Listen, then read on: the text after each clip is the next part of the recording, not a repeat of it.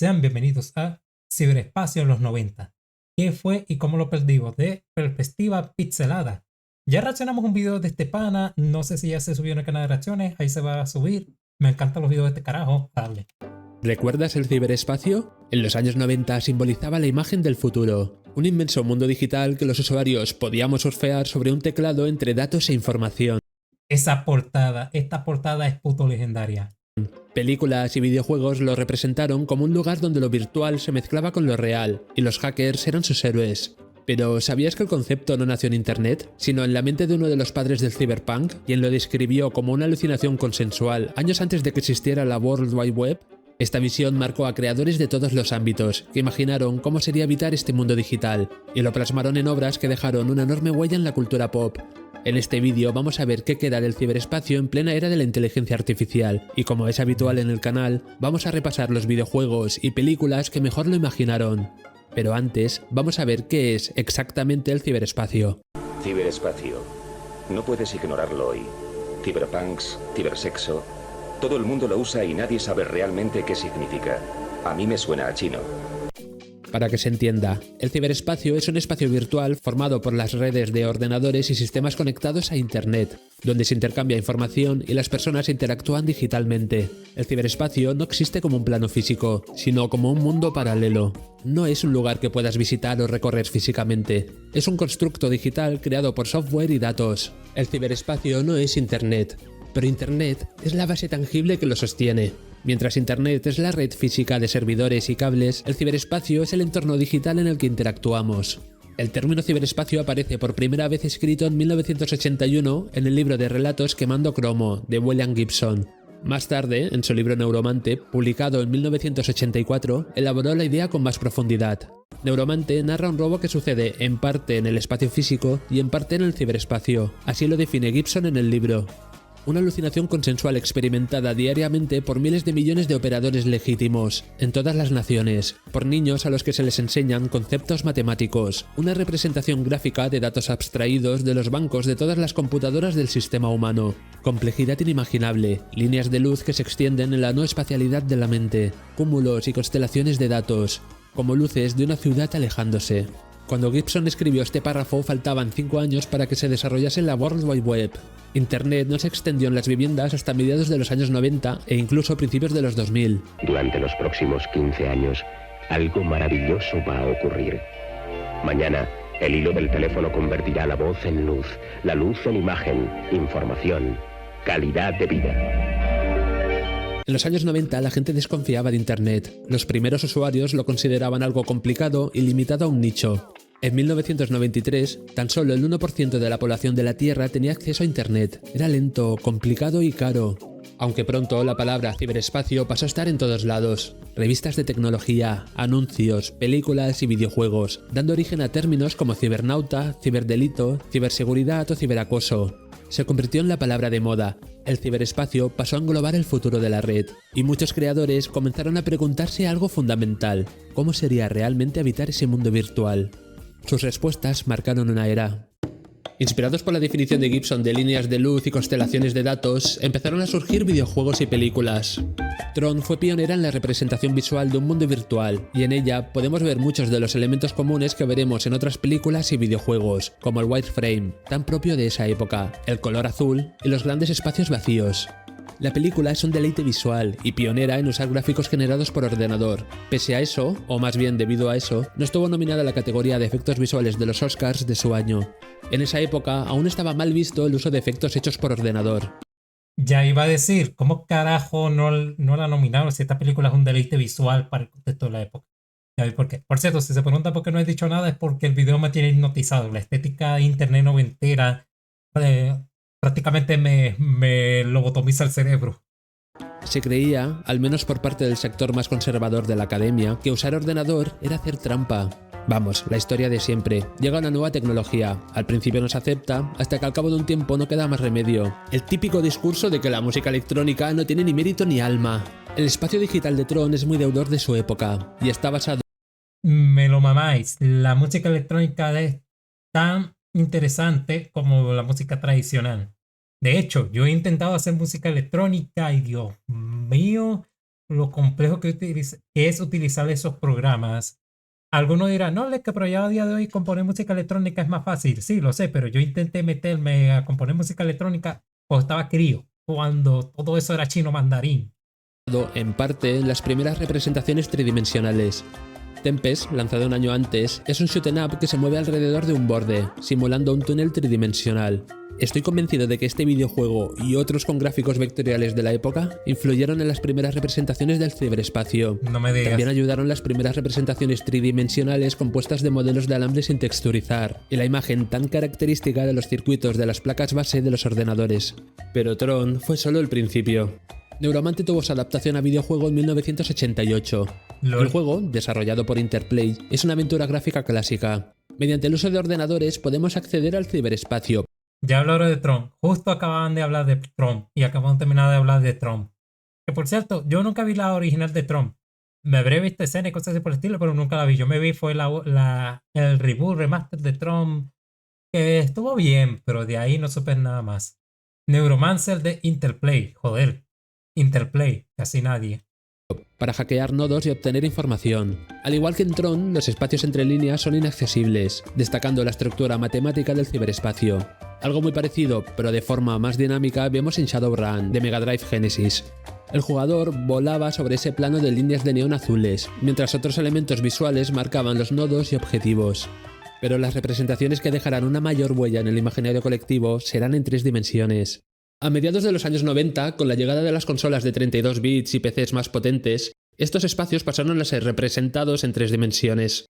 La academia ya había perdido el prejuicio hacia el uso de gráficos por ordenador. Películas como Jurassic Park y Terminator 2 habían supuesto un antes y un después y habían reventado la taquilla, por lo que empezaron a estrenarse cada vez más películas con esa estética cyberpunk, donde los hackers pasaron a ser sus nuevos antihéroes. Y no lo olvidemos, todo ello a ritmo de acid house, big beat y drum and bass. El ciberespacio se convirtió en un decorado más para películas y videojuegos. Un lugar controlado por macrocorporaciones sin escrúpulos. Una zona que los hackers conocían a la perfección y podían atravesar como si se tratasen de elegidos, como unos stalkers modernos. Ellos podían llegar a lugares que los demás no podíamos ni imaginar. Atravesar las puertas más seguras y atentar no con una bomba, sino mediante un software específicamente programado. Esto lo podemos ver en la película Hackers, donde vemos una representación abstracta del ciberespacio similar a una ciudad futurista de redes y luces, la cual se usa como recurso para dar dinamismo a las escenas de hackeo.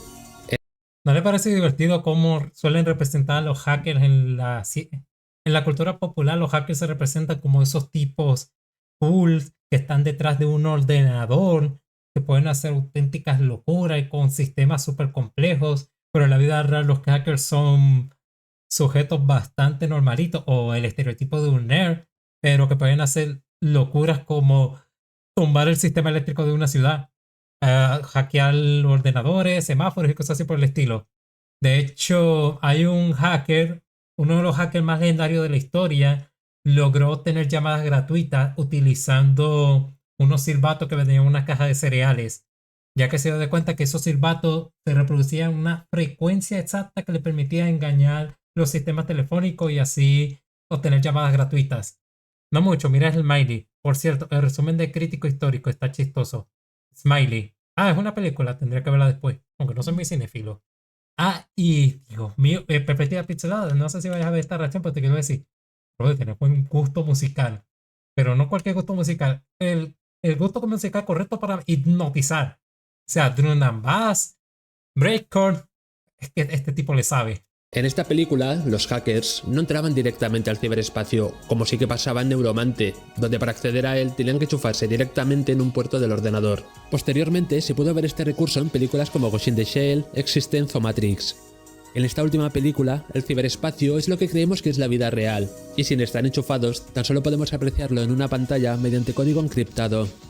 También se puede acceder al ciberespacio mediante cascos o gafas de realidad virtual, como es el caso de Johnny Mnemonic, otra película que lo representa como un bello paisaje de redes interconectadas y luces. En todas estas películas, los hackers son vaqueros modernos, héroes solitarios que luchan contra grandes corporaciones dentro de un ciberespacio que éstas controlan. Vale, todo esto hace tiempo que dejó de ser ciencia ficción. Cuando se Estaba pensando en eso de, joder, en los 90 eso estaba genial. Qué bueno que no va a ser así en un futuro. Sí, Ya es así en un futuro, pero sin el cyber y sin el pump. ¡Pi! Estrenaron estas películas, el ciberespacio era un mundo lleno de posibilidades que explorar. Hoy en día está controlado por gigantes tecnológicos, quienes dictan sus normas y usan la información y datos que se mueven a su antojo. Al igual que en todas estas películas, en el ciberespacio se cometen delitos a diario, como son el robo y el tráfico de datos, fraude financiero o espionaje. Mientras Hay una cosa aquí para comentar que me sorprende que no pusiera de ejemplo el Ace Combat 3 Electroesfera o serie Experiment Lane. En esas obras, hay algo que a mí me encanta es ver cómo se representaba el Internet en el pasado, ya que hay algunas que aceptaban muy bien cómo se verían en el futuro o pensaban que así sería el Internet y no aceptaron del todo, salvo ciertas cosas. Por ejemplo, a mí me es bastante curiosa la representación del Internet en serie Experiment Lane. Y en Ace Combat 3, bueno, vamos a quedar un momento con Lane. ¿Usted se recuerda cómo se metía esa gente en esos mundos virtuales? Y en cierta punta del anime ya no sabes si lo que estabas viendo era real o estabas en el ciberespacio.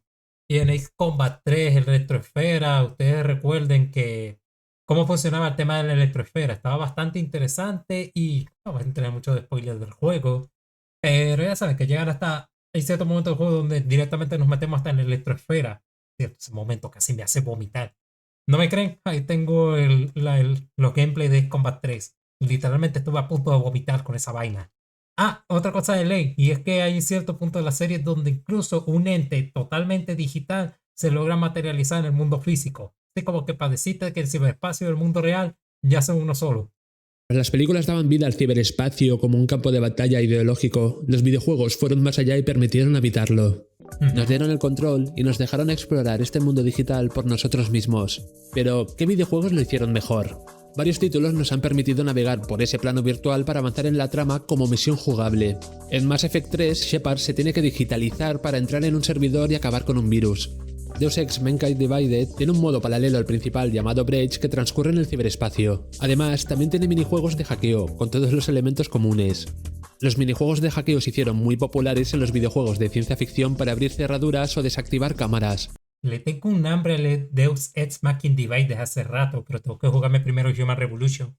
Y algo me dice que debo jugarme primero los primeros Deus Ex. Lo pudimos ver en la serie Watch Dogs, en Prey, en Cyberpunk 2077 e incluso en Assassin's Creed 4 Black Flag. Nier Automata dejó los puzzles de lado y convirtió el hackeo en un trepidante shoot 'em up para que el juego no perdiese el ritmo. Hay videojuegos en los que el ciberespacio se convierte en su mecánica principal, como en System Shock, lanzado en 1994, y obviamente su secuela del 2023, donde el jugador tiene que ir alternando entre el plano físico y el virtual. Este juego de alternar planos físicos y virtuales también está presente en Shadowrun Returns, o en el mod de Half-Life 2 Dystopia. Mod de Half-Life 2 Dystopia, me lo anoto. De hecho, lo voy a anotar ahora mismo en el Discord. A ver, Half-Life 2 Dystopia mod. Buscar Google, por favor. Incluso hay videojuegos de diferentes géneros que suceden íntegramente dentro del ciberespacio, como el shoot 'em up musical Red, el también shoot 'em up Geometric Wars o el juego de estrategia Darwinia, donde vemos todos estos elementos comunes de colores, formas y espacios. Primero, ese se ve genial. Segundo, tengo que jugar Red. Tercero, se ve genial ese RTS. Los últimos videojuegos destacados en usar el ciberespacio como un recurso fueron Ghost Runner, The Observer o Cyberpunk 2077. Tras este último, parece que los desarrolladores decidieron dar un descanso a este mundo de líneas de luz y constelaciones de datos. El ciberespacio parecía futuro, pero ¿qué pasó después? ¿Cómo se transformó esta idea revolucionaria en algo completamente distinto? El ciberespacio ha evolucionado hasta convertirse en un lugar donde pasamos gran parte de nuestras vidas. Redes sociales como X o Instagram funcionan como foros públicos, plataformas como Steam nos conectan con millones de jugadores, y servicios como Zoom se han transformado en oficinas virtuales. Aunque no veamos las líneas de luz ni las constelaciones de datos que imaginábamos en los años 90, todo esto es, en esencia, el ciberespacio. En la última década, el avance de tecnologías como la inteligencia artificial, dispositivos como las gafas VR y la aparición del metaverso, un término sacado de Snow Crash, otra novela cyberpunk, han transformado la visión abstracta del ciberespacio en algo anticuado. Vale, sé que el metaverso aún no ha despegado, pero es solo cuestión de tiempo. Probablemente evolucione, adopte nuevas formas e incluso cambie de nombre. La idea de abandonar las limitaciones del cuerpo físico para vivir en un mundo virtual idealizado es una idea muy poderosa para mucha gente. Y es por eso que hablar hoy del ciberespacio como ese mundo ideal se ha quedado obsoleto. Si usas hoy en día las palabras ciberespacio o cibernauta, corres el riesgo de parecerte al señor Banks disfrazado de Jimbo. Mientras preparaba este vídeo, aparte de pasármelo genial rememorando momentos y experiencias pasadas, también me ha entrado una sensación de tristeza. En 1996, el poeta y ciberactivista John... Que por cierto, póntalo a pensar así. Tal vez el ciberespacio no sea como lo imaginamos en los 80, los 90. Hay cosas pulseadas que tenemos a día de hoy. Por ejemplo, estrellas digitales. Sí, dije estrellas digitales. Lolcows, que está bastante curioso. Influencers. El tema de lo que es el VTuber. Digo, póntalo a pensar así. Ustedes hubieran pensado que... Ustedes se hubieran imaginado hace 20 años que estarían viendo un gato con sombrero y lentes ponerse a ser nostálgico, a reflexionar y a hacer chistes negros y racistas a cada rato, mientras, o sea, vamos a ponerlo así un poquito reflexivo. Sale un momento de roleo, una persona que está hablando ahora mismo en pantalla, que yo veo eso, yo estoy viendo un video, pero todo lo que me están viendo a mí, no están viendo a mi ser, están viendo a un gato hablar, lo cual es bastante interesante, ya que es lo que se ve en el ciberespacio, lo cual está bastante interesante, loco, distópico, interesante. Que hubiera dicho mi madre. Pero bueno. Ay, no, no me digas que los locos, que hoy me vi la historia de Cajamán. ¿Quién? No sé quién era el Cajamán y ahora mismo tengo curiosidad. Me repetiré si lo averiguo. Poco a poco nos vamos acercando a este mundo cyberpunk. Pero sin el cyber y sin el punk. Sí, ya habré dicho eso como 4 veces esta noche. Pepe. Pero bueno, miau, miau, miau, miau, miau. John Perry Barlow escribió la Declaración de Independencia del Ciberespacio, en la que exhortaba a los gobiernos a no ejercer soberanía sobre este, y lo definió como el nuevo hogar de la mente. Pobre. Los gobiernos y las grandes empresas están intentando controlar el ciberespacio, si no es que ya lo controlan. Además, hay que tener en cuenta que antes el Internet, esta es otra cosa que se ha hablado del Internet, pero ahorita no me acuerdo el nombre, pero que según que en los 90 y parte de los 2000, el Internet era un lugar demasiado amplio, que conforme ha pasado los años, el Internet se ha achicado a tal punto de que visitamos las mismas páginas de siempre. O sea, el Internet según que es tan grande, pero está tan vacío. Antes veíamos videos en cualquier sitio web y ahora siempre los vemos en YouTube. O seguíamos páginas web distintas donde jugar a videojuegos y cosas así por el estilo. Y ahora jugamos en las plataformas de siempre como Steam o Epic, por ejemplo, o Game Pass. Antes teníamos distintos foros, chat y RLS totalmente independientes donde podíamos hablar y ahora tenemos redes sociales como Facebook, Twitter o Reddit o utilizar Discord para hacer ese tipo de interacciones. O sea, hace una evolución cómoda e interesante, pero se ha achicado hasta cierto punto el Internet. ¿Cómo decirlo? Es un paraíso, un terreno gigante, enorme, donde todos estamos dispersos, pero poco a poco nos fuimos asentando en los mismos lugares de siempre. Es decir, ¿cómo decirlo? Imagínenselo como Mongolia. Ustedes saben que Mongolia es un país grande, enorme, pero que la gran mayoría de su población vive en las ciudades grandes, en las grandes ciudades. La otra gran parte de su población está dispersa por el resto de del país, moviéndose por ellas como nómadas. Y me imagino que hay muy pocos nómadas navegando por el ciberespacio como se hacía en los 90 y los 2000. Deben ser pocos. Sí, será muy interesante ver cómo se encuentra entre ellos, cómo le hacen y si revisitarán algunos sitios web que están ahorita. Quizás deberíamos de vez en cuando explorar el Internet como lo hacíamos antaño y ver si está tan vacío como lo imaginamos o a lo mejor si hay población, si hay sociedad en esos lugares y es cuestión de encontrarlo. Tal vez a lo mejor terminemos haciendo un nuevo amigo. De hecho, es como esos juegos de chat en línea como ¿cómo era que se llamaba? New World, no era New World, era words.com, que ese juego sigue vivo hasta el día de hoy con 30 usuarios activos diarios, pero que entras a ese juego y te vas a encontrar auténticos viajes. Algo como eso. El internet es hermoso, hasta que deja de serlo. Y luego vuelve a serlo y lo deja de ser. Y una vez más. Solo es cuestión de tiempo de buscar lo bello y lo feo. Evidentemente no quieres buscar lo feo, quieres buscar lo bello. Tal vez a lo mejor no quieres salir a explorar esas montañas hermosas por miedo a lo desconocido. Lejos de ser un nuevo hogar de la mente, libre de restricciones, se ha convertido en un campo de batalla ideológico, legal y tecnológico, propiedad de unas pocas empresas y controlado por gobiernos. Y esto no es una visión progresista ni conservadora, sino una visión lo más objetiva y neutral sobre su evolución. El ciberespacio nació como un sueño de libertad, pero terminó reflejando nuestras contradicciones. Tenemos más libertad que nunca, pero también más vigilancia. Tenemos acceso infinito a la información, pero muchas veces terminamos consumiendo lo mismo de siempre. Estamos más conectados que nunca, pero también más aislados. Tal vez ahí esté la paradoja del ciberespacio, es un espejo de lo que somos. El ciberpunk ya no es un género, es nuestra realidad. Te doy la razón. Lo malo es que no tenemos cybermejoras. Pedazo de video.